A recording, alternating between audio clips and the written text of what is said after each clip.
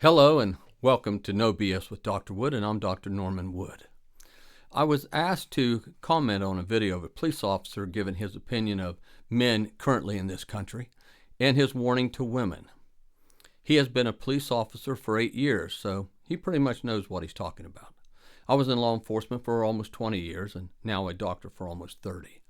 I have posted this officer's full video on my Facebook page if you'd like to see it, and it is telling. So let's watch a small portion of the officer speaking, and I will then address what he says.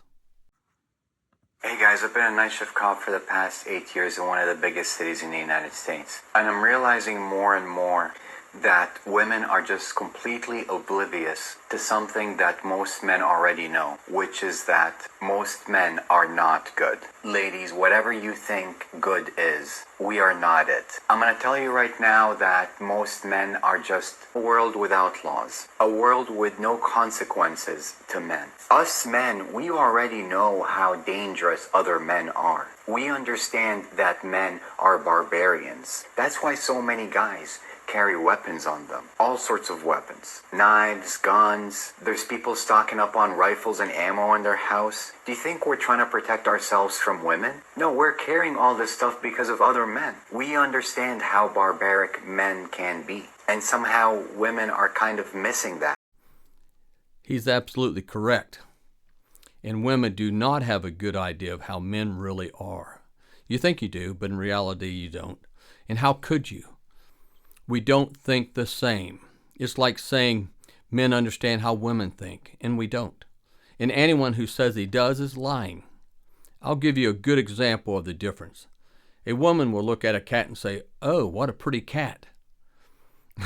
A man will look at that same cat and think, "I could kill that cat with a club and eat it if I had to, if it got really bad."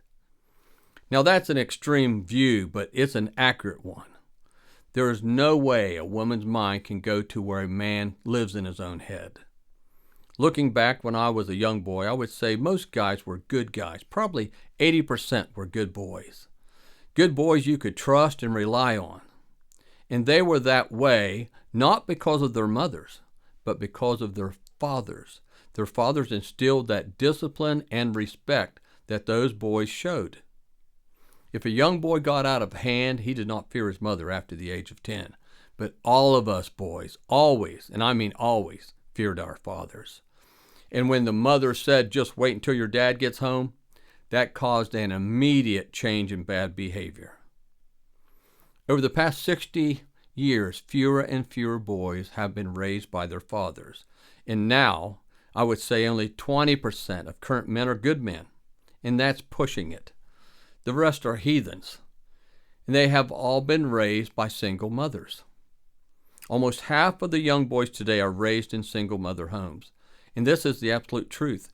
And I know there are some exceptional single mothers out there who are hardcore, but that's the exception. And overall, single mother homes are failing our children.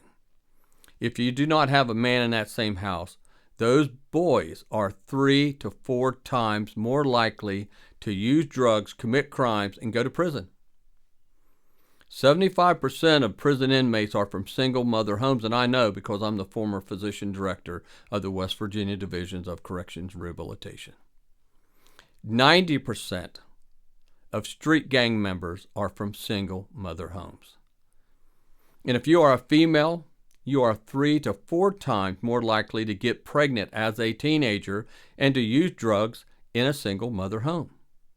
And guess who got your daughter pregnant? It won't be a good boy. It will be one of those shitheads from a fatherless home. And the flip side to this is over 80% of all children from a home that has both mother and father in it will never do any of this. That's amazing. The data is stark and overwhelming. If there are kids in that house, we must keep the mother and father together because single mother homes are what is causing all of the brutality displayed by young men on young women and others. If you have a daughter, you better hope her father is still in the home. And if she is dating a boy, you better hope that boy has a father in his home. The first question a young girl should ask a young boy that she's attracted to is, does he have a strong father figure in his home? If not, run.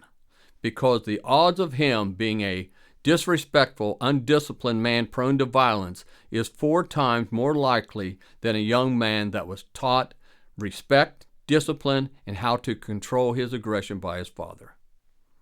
Ladies, this is biology, and all boys are aggressive. We don't grow up wanting to play with baby dolls. We grow up wanting to kill things. And there is nothing a woman can do about it. This is how men are created. That is our DNA. We are created to be brutal if needed. And if a young man doesn't have a father getting in his face from time to time, it is very likely that that fatherless boy is going to turn out to be an asshole who enjoys hurting girls, committing crimes, and killing when it is not necessary. This is our biology. And if you want to see examples of young boys and girls who are being raised in single mother homes, turn on your TV tonight and see what is happening in any of the larger cities.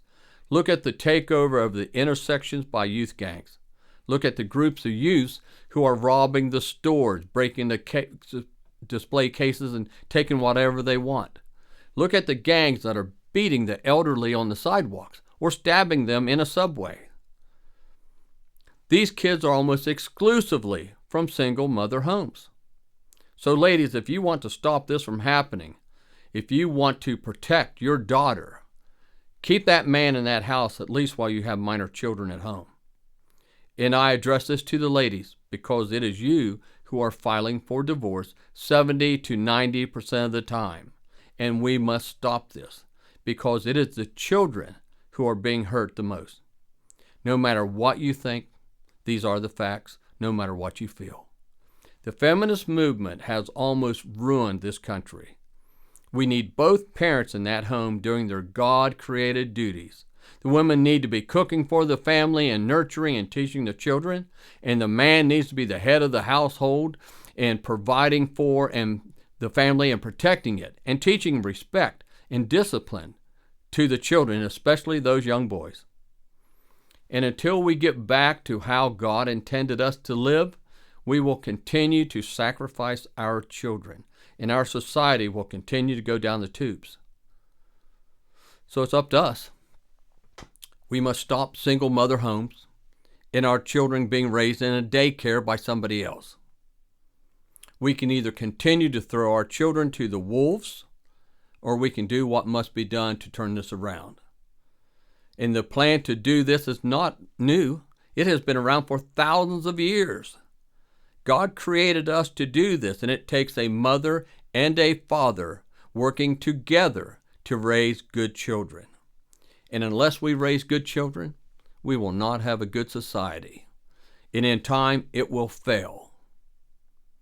It's that simple. Tragic as it is, it's that simple. Okay, so until next time, this is Dr. Wood signing off, and thanks for watching.